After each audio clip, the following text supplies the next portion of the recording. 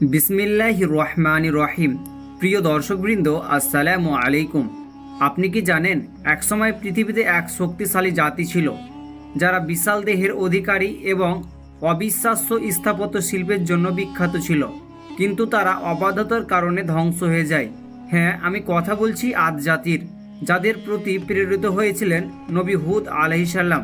আজকের ভিডিওতে আমরা জানব নবী হুদ আলাইহিসসালামের জীবনী, তার দাওয়াত এবং কী কারণে আদ জাতি আল্লাহর গজবে ধ্বংস হয়েছিল।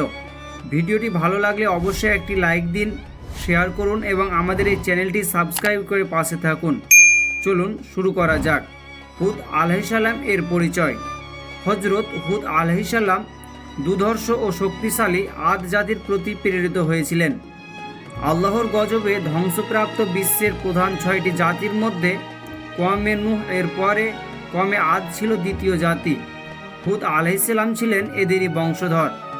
আদ ও সামুদ ছিল নূহ আলাইহিসসালামের পুত্র শামের বংশধর এবং নূহের পঞ্চম অথবা অষ্টম অধস্তন পুরুষ। ইরাম পুত্র আদের বংশধরগণ আদ উলা বা প্রথম আদ এবং অপর পুত্রের সন্তান সামুদের বংশধরগণ আদ সানি বা দ্বিতীয় আদ বলে খ্যাত। আদ সম্প্রদায়ের 13টি পরিবার বা গোত্র ছিল। আম্মান হতে শুরু করে হাজার মাউত ও ইয়ামন পর্যন্ত তাদের বসতি ছিল। তাদের ক্ষেত খামারগুলো ছিল অত্যন্ত সজীব ও শস্য শ্যামল। তাদের প্রায় সব ধরনের বাগ বাগিচা ছিল। তারা ছিল সুঠামদেহী ও বিরাট বপু সম্পন্ন। আল্লাহ তাআলা তাদের প্রতি অনুগ্রহের দুয়ার খুলে দিয়েছিলেন, কিন্তু বক্রবুদ্ধির কারণে এইসব নিয়ামতেই তাদের কাল হয়ে দাঁড়ালো। তারা নিজেরা পথভ্রষ্ট হয়েছিল এবং অন্যকে পথভ্রষ্ট করেছিল। তারা শক্তি মদমত্ত হয়ে আমাদের চেয়ে শক্তিশালী আর কে আছে বলে অধ্যতা প্রদর্শন করতে শুরু করেছিল। তারা আল্লাহর ইবাদত পরিত্যাগ করে নূহ আলাইহিসসালামের আমলে ফেলে আসা মূর্তি পূজার শিরকের পুনরায় প্রচলন ঘটালো।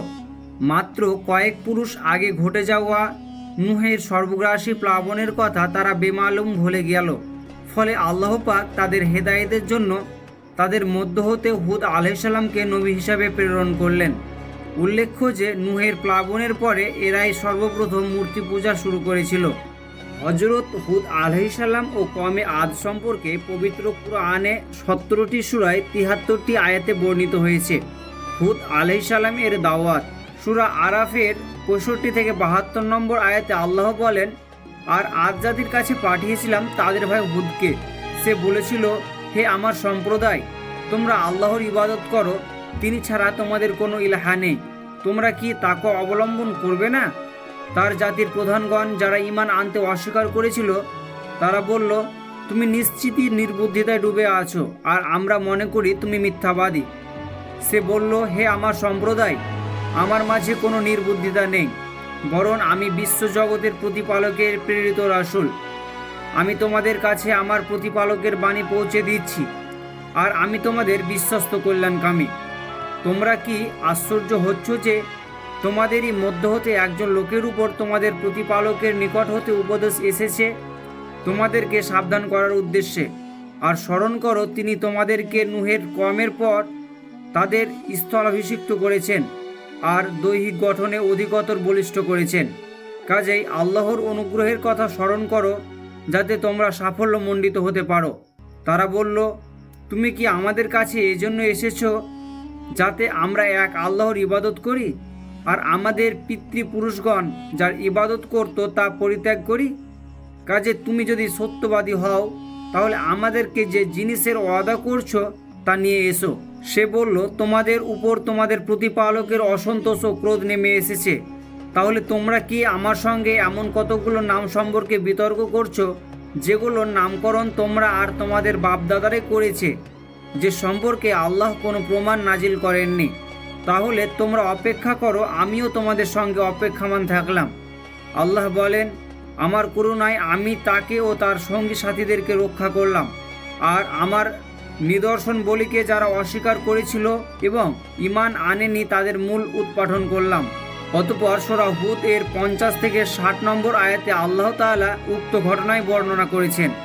এরপর হুদ আলাইহিসসালাম তার জাতিকে তাদের বিলাসিতা ও অন্যায় আচরণ সম্পর্কে সতর্ক করেন এবং এত সত্ত্বেও তাদের প্রতি আল্লাহর বিশেষ অনুগ্রহ সমূহ স্মরণ করিয়ে দিয়ে বলেন, যেমন সূরা শুআরায় 128 থেকে 139 নম্বর আয়াতে বর্ণিত হয়েছে, তোমরা কি প্রতিটি উঁচু স্থানে অযথা নিদর্শন নির্মাণ করছো এবং তোমরা বড় বড় প্রাসাদ সমূহ নির্মাণ করছো যেন তোমরা সেখানে চিরকাল বসবাস করবে।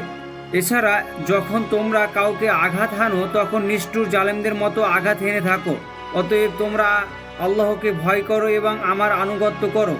তোমরা ভয় করো সেই মহান সত্তাকে যিনি তোমাদেরকে সাহায্য করেছেন।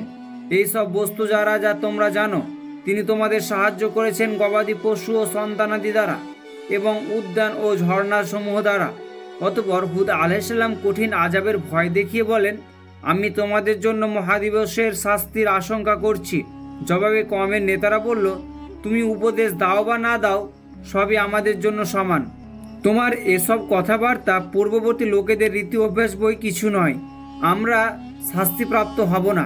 অতঃপর আল্লাহ বলেন, তারা তাদের নবীকে মিথ্যা প্রতিপন্ন করল, ফলে আমি তাদেরকে ধ্বংস করে দিলাম এবং এর মধ্যে শিক্ষণীয় নিদর্শন রয়েছে।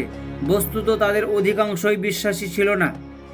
সূরা হামিম সাজদার 14 থেকে 16 নম্বর আয়াতে আদ জাতির অলিক দাবি, অযথা দম্ভ ও তাদের উপরে আপতিত শাস্তির বর্ণনা এসেছে এভাবে, তারা বলেছিল, আমাদের প্রভু ইচ্ছা করলে অবশ্যই ফেরেশতা পাঠাতেন, অতএব আমরা তোমাদের আনিত বিষয় অমান্য করলাম। অতঃপর আদের লোকেরা পৃথিবীতে অযথা অহংকার করল এবং বলল, আমাদের চেয়ে শক্তিধর কে আছে? কিন্তু তারা কি লক্ষ্য করেনি যে আল্লাহ তাদের সৃষ্টি করেছেন তিনি তাদের অপেক্ষা অধিক শক্তিধর? বস্তুত তারা আমার নিদর্শনসমূহ অস্বীকার করত। অতঃপর আমি তাদের উপরে প্রেরণ করলাম ঝঞ্ঝাবায়ু বেশ কয়েকটি অশুভ দিনে, যাতে তাদেরকে পার্থিব জীবনে লাঞ্ছনার কিছু আযাব আস্বাদন করানো যায়। আর পরকালের আযাব তো আরও লাঞ্ছনাকার, যেদিন তারা কোনরূপ সাহায্য প্রাপ্ত হবে না। সূরা আহকাফ এর 21 থেকে 26 নম্বর আয়াতে উক্ত আযাবের ধরন বর্ণিত হয়েছে এভাবে, যেমন আল্লাহ বলেন, আর তুমি আদ এর ভাই হুদ এর কথা বর্ণনা করো, যখন সে তার কওমকে বালুকাময় উচ্চ উপত্যকায় সতর্ক করে বলেছিল, অথচ তার পূর্বে ও পরে অনেক সতর্ককারী গত হয়েছিল। তোমরা আল্লাহ ব্যতীত অন্য কারো ইবাদত করো না, আমি তোমাদের জন্য এক মহাদিবসের শাস্তির আশঙ্কা করছি। তারা বলল, তুমি কি আমাদেরকে আমাদের উপাস্য সমূহ থেকে ফিরিয়ে রাখতে আগমন করছো? তুমি যদি সত্যবাদী হয়ে থাকো তবে আমাদেরকে যে শাস্তির ভয় দেখাচ্ছ তা নিয়ে এসো দেখি। হুদ আলাইহিসসালাম বললেন, এ জ্ঞান তো সির্ফ আল্লাহর কাছেই রয়েছে। আমি যে বিষয় নিয়ে প্রেরিত হয়েছি তা তোমাদের কাছে পৌঁছে দিয়ে থাকি, কিন্তু আমি দেখছি তোমরা এক মূর্খ সম্প্রদায়। অতঃপর তারা যখন শাস্তিকে মেঘ রূপে তাদের উপত্যকা সমূহের অভিমুখী দেখল, তখন বলল, এ তো মেঘ, আমাদেরকে বৃষ্টি দেবে। হুদ আলাইহিসসালাম বললেন, বরং এটা সেই বস্তু যা তোমরা তাড়াতাড়ি চেয়েছিলে। এটা এমন বায়ু যার মধ্যে রয়েছে মর্মান্তিক আযাব, সে তার প্রভুর আদেশে সব কিছুকে ধ্বংস করে দেবে। অতঃপর ভোরবেলায় তারা এমন অবস্থা প্রাপ্ত হলো যে শূন্য বাস্তবিকতাগুলি ছাড়া আর কিছুই দৃষ্টিগোচর হলো না। আমি অপরাধী সম্প্রদায়কে এমনই করে শাস্তি দিয়ে থাকি। আমি তাদেরকে এমন সব বিষয়ে ক্ষমতা দিয়েছিলাম যেসব বিষয়ে তোমাদেরকে ক্ষমতা দেইনি। আমি তাদেরকে দিয়েছিলাম কর্ণ, চক্ষু ও হৃদয়, কিন্তু সেসব কর্ণ, চক্ষু ও হৃদয় তাদের কোনো কাজে আসলো না যখন আল্লাহর আয়াতসমূহকে অস্বীকার করলো এবং সেই শাস্তি তাদেরকে গ্রাস করলো যা নিয়ে তারা ঠাট্টা বিদ্রুপ করত। উক্ত বিষয়ে সূরা হাক্কার 7 থেকে 8 নম্বর আয়াতে আল্লাহ বলেন, তাদের উপরে প্রচণ্ড ঝঞ্ঝাবায়ু প্রবাহিত হয়েছিল 7 রাত্রি ও 8 দিবস ব্যাপী অবিরতভাবে। হে মুহাম্মদ, তুমি দেখতে পেতে যে তারা অসার খরজুর কাণ্ডের ন্যায় ভূপাতিত হয়ে রয়েছে। তুমি এখন তাদের কোনো অস্তিত্ব দেখতে পাও কি? সূরা ফাজরের 6 থেকে 8 নম্বর আয়াতে আদ বংশের শৌর্য বীর্য সম্বন্ধে আল্লাহ তার শেষ নবীকে শুনিয়ে বলেন, আপনি কি জানেন না আপনার প্রভু কিরূপ আচরণ করেছিলেন আদে ইরম গোত্রের সাথে, যারা ছিল উঁচু স্তম্ভসমূহের মালিক এবং যাদের সমান কাউকে জনপদ সমূহে সৃষ্টি করা হয়নি। হুদ আলাইহিসসালামের দাওয়াতের ফলশ্রুতি। হজরত হুদ আলাইহিসসালাম স্বীয় কওম আদকে শিরক পরিত্যাগ করে সার্বিক জীবনে তাওহীদ প্রতিষ্ঠার আহ্বান জানান। তিনি তাদেরকে মূর্তি পূজা ত্যাগ করার এবং জুলুম ও অত্যাচার পরিহার করে ন্যায় ও সুবিচারের পথে চলার উদ্যত আহ্বান জানান। কিন্তু নিজেদের ধনৈশ্বর্যের মোহে এবং দুনিয়াবী শক্তির অহংকারে মদমত্ত হয়ে তারা নবীর দাওয়াতকে প্রত্যাখ্যান করে। তারা বলল, তোমার ঘোষিত আযাব কিংবা তোমার কোনো মুজেজা না দেখে কেবল তোমার মুখের কথায় আমরা আমাদের বাপদাদার আমল থেকে চলে আসা উপাস্য দেবদেবীদের বর্জন করতে পারি না, বরং আমরা সন্দেহ করছি যে আমাদের দেবতাদের নিন্দাবাদ করার কারণেই তাদের অভিশাপে তোমাকে ভূতে ধরেছে ও মস্তিষ্ক বিকৃত হয়ে তুমি উন্মাদের মতো কথাবার্তা বলছো। তাদের এসব কথার উত্তরে হজরত হুদ আলাইহিসসালাম পয়গম্বর সুলভ নির্ভীক কণ্ঠে জবাব দেন যে, তোমরা যদি আমার কথা না মানো তবে তোমরা সাক্ষী থাকো যে একমাত্র আল্লাহ ছাড়া তোমাদের ওইসব অলিক উপাস্যদের আমি মানি না। তোমরা ও তোমাদের দেবতারা সবাই মিলে আমার অনিষ্ট সাধনের চেষ্টা করো, তাতে আমার কিছুই হবে না আল্লাহর হুকুম ছাড়া। তিনি আমার পালনকর্তা, তার উপরেই আমি ভরসা রাখি। যারা সরল পথে চলে আল্লাহ তাদের সাহায্য করেন। অহংকারী ও শক্তি মদমত্ত জাতির বিরুদ্ধে একাকী এমন নির্ভীক ঘোষণা দেওয়া সত্ত্বেও তারা তার কেশাগ্র স্পর্শ করার সাহস করেনি। বস্তুত এটা ছিল তার একটি মুজেজা বিশেষ। এর দ্বারা তিনি দেখিয়ে দিলেন যে তাদের কল্পিত দেব দেবীদের কোনো ক্ষমতা নেই। অতঃপর তিনি বললেন, আমাকে যে সত্য পৌঁছানোর দায়িত্ব আল্লাহ পাক দিয়েছেন সে সত্য আমি তোমাদের নিকটে পৌঁছে দিয়েছি। এখানে যদি তোমরা তা প্রত্যাখ্যান করতেই থাকো এবং হঠকারিতার উপরে জিদ করে থাকো তাহলে জেনে রেখো এর অনিবার্য পরিণতি হিসাবে তোমাদের উপরে আল্লাহর সেই কঠিন শাস্তি নেমে আসবে যার আবেদন তোমরা আমার নিকটে বারবার করেছো। অতএব তোমরা সাবধান হও, এখন তওবা করে আল্লাহর পথে ফিরে এসো। কিন্তু হতভাগার দল হজরত হুদ আলাইহিসসালামের কোনো কথায় কর্ণপাত করল না। তারা বরং অহংকারে স্ফীত হয়ে বলে উঠল, আমাদের চেয়ে বড় শক্তিধর আর কে আছে? ফলে তাদের উপরে এলাহি গজব অবসাম্বী হয়ে উঠল। কওমে আদের উপরে আপতিত গজবের বিবরণে মুহাম্মদ ইবনু ইসহাক বলেন, কওমে আদ এর অমার্জনীয় হঠকারিতার ফলে প্রাথমিক গজব হিসাবে উপর্যুপরি 3 বছর বৃষ্টিপাত বন্ধ থাকে। তাদের শস্য ক্ষেত সমূহ শুষ্ক বালিকাময় মরুভূমিতে পরিণত হয়, বাগ বাগিচা জ্বলে পুড়ে ছারখার হয়ে যায়। এত সত্ত্বেও তারা শিরক ও মূর্তি পূজা ত্যাগ করেনি। কিন্তু অবশেষে তারা বাধ্য হয়ে আল্লাহর কাছে বৃষ্টি প্রার্থনা করে। তখন আসমানে সাদা, কালো ও লাল মেঘ দেখা দেয় এবং গায়েবী আওয়াজ আসে যে তোমরা কোনটি পছন্দ করো। লোকেরা কালো মেঘ কামনা করল, তখন কালো মেঘ এলো। লোকেরা তাকে স্বাগত জানিয়ে বলল, এটি আমাদেরকে বৃষ্টি দেবে। জবাবে তাদের নবী হুদ আলাইহিসসালাম বললেন, বরং এটা সেই বস্তু যা তোমরা তাড়াতাড়ি চেয়েছিলে। এটা এমন বায়ু যার মধ্যে রয়েছে মর্মান্তিক আযাব। সে তার প্রভুর আদেশে সবাইকে ধ্বংস করে দেবে। ফলে অবশেষে পরদিন ভোরে আল্লাহর চূড়ান্ত গজব নেমে আসে। 7 রাত্রি ও 8 দিন ব্যাপী অনবরত ঝড় তুফান বইতে থাকে। মেঘের বিকট গর্জন ও বজ্রাঘাতের বাড়ি ঘর সব ধ্বংস হয়ে যায়। প্রবল ঘূর্ণিঝড়ে গাছপালা সব উপড়ে যায়। মানুষ ও জীবজন্তু শূন্যে উত্থিত হয়ে সজোরে জমিনে পতিত হয় এবং এভাবে শক্তিশালী ও সুঠাম দেহের অধিকারী বিশাল বপু আদ জাতি সম্পূর্ণরূপে ধ্বংস ও নিশ্চিহ্ন হয়ে যায়। আল্লাহ বলেন, এছাড়াও তাদের জন্য রয়েছে চিরস্থায়ী অভিসম্পদ দুনিয়া ও আখিরাতে।